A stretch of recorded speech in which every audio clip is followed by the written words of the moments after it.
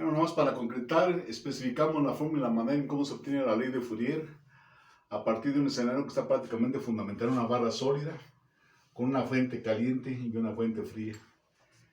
Y lo que hicimos, nada más para enfatizar un poquito al respecto, fue tomar o realizar el análisis desde el punto de vista molecular. Pues se llama transporte molecular porque el fundamento tiene prácticamente su respaldo en eso, ¿verdad? Y lo único que hicimos fue prácticamente en este sentido, lo voy a llamar así de esa forma, seccionamos el prototipo, que en este caso para poder realizar y llegar a un análisis de tipo molecular, fue seccionar la barra, por decirlo así, seccionamos en 1000 partes, es un decir, o 100 partes o 500 partes, las que tú quieras. Pero esta prácticamente está considerado desde el punto de vista molecular que entre placa y placa, entre rayita y rayita, casi prácticamente podemos decir que están prácticamente separados únicamente por un diferencial. Entonces, agarramos nosotros y vamos a decirlo así, seccionamos toda la barra en 1000 partes. Y agarramos nada más dos partecitas, dos rayitas. Esa es una rayita y esa rayita la aumentamos 50 veces para que se viera esto, o 100 veces, o las veces que tú quieras. La cuestión es que se entienda lo que supuestamente realicé, ¿sí? Y entonces la separación que hay prácticamente entre una rayita y otra, entre una sección y otra, es esta delta X. Sí, solo sí, como lo dicen los matemáticos, la Q, que viene siendo el flujo de calor, se mueve en esa dirección, hablando de cartesiano. Y lo único que hicimos fue sustituir esta C para el caso de la dirección de la transferencia de calor en el eje de las X, fue sustituir esta magnitud C por una delta X. Para Y, igualmente, hicimos la sustitución de la magnitud en la dirección Y por una delta Y, igualmente para Z. Fue lo que hicimos, para que se entienda exactamente lo que se fundamentó hace un momento, ¿verdad? Entonces ya lo que hicimos ya después fue prácticamente usar el detalle para cada una de las coordenadas, así como lo hicimos, que nada más fue prácticamente seccionar, y lo hicimos en base a una molécula. Eso no quiere decir que es una molécula, esta placa está llena de moléculas.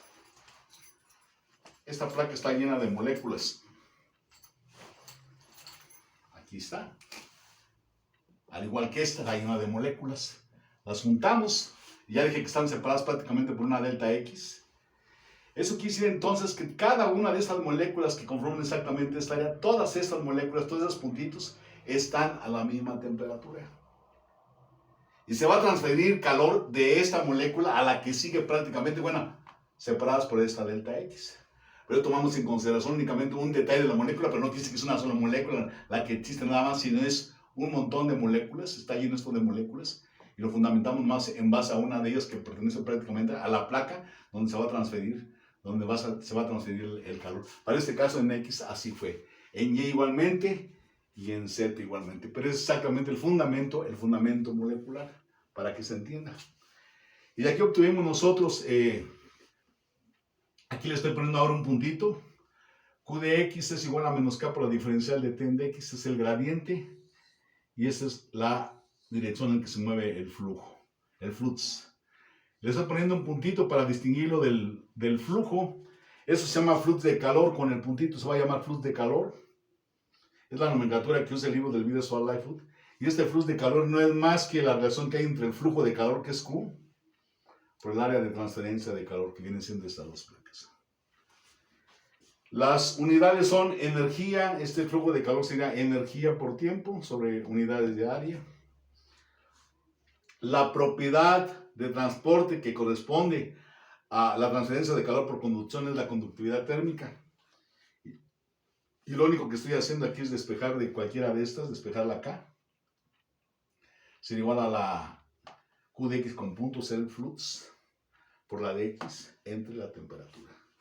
Esto es Q en A, es de X en T, y las unidades serían energía por tiempo, es área por longitud, nos queda únicamente longitud y temperatura, que serán prácticamente las variables que en un momento se someterían en caso de que quisieras usar tú algún fundamento basado en el CGS, o en el MKS o en el sistema inglés, con los sistemas de unidades que tenemos de referencia para poder ponderar las unidades que corresponden a cada una de las variables, en este caso la conductividad, ¿verdad?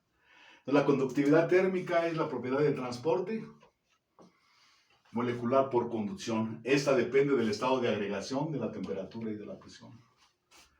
Para gases, al aumentar la temperatura, aumenta la conductividad. Para líquidos, al aumentar la temperatura, disminuye la conductividad.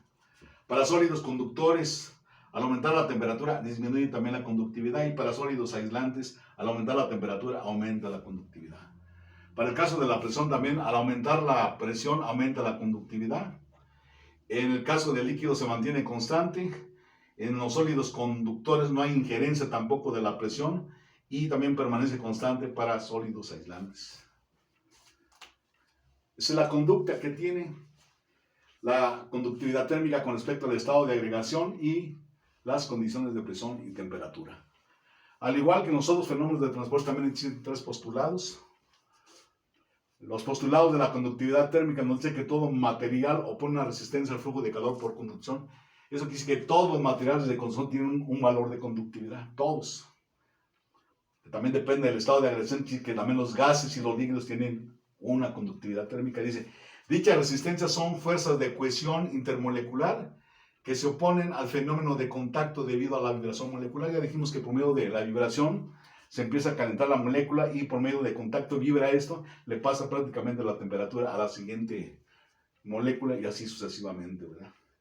Esa resistencia es directamente proporcional al flujo de calor por conducción e inversamente proporcional al gradiente de temperatura. De hecho, lo que está haciendo aquí es eso, nada más. Aquí, si tú observas la conductividad, es directamente proporcional al flux. Eso está multiplicando, pasa dividiendo inversamente proporcional al gradiente.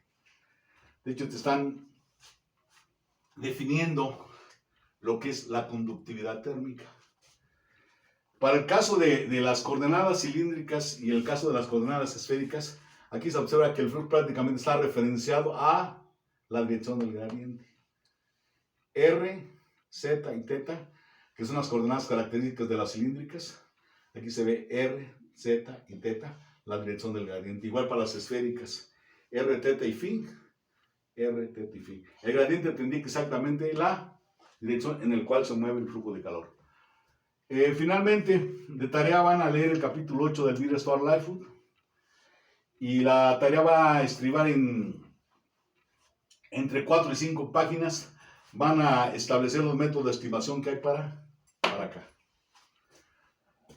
Nada más como último, se enfatiza que la conductividad de un sólido es mayor que la conductividad de un líquido y es mayor que la conductividad de un gas.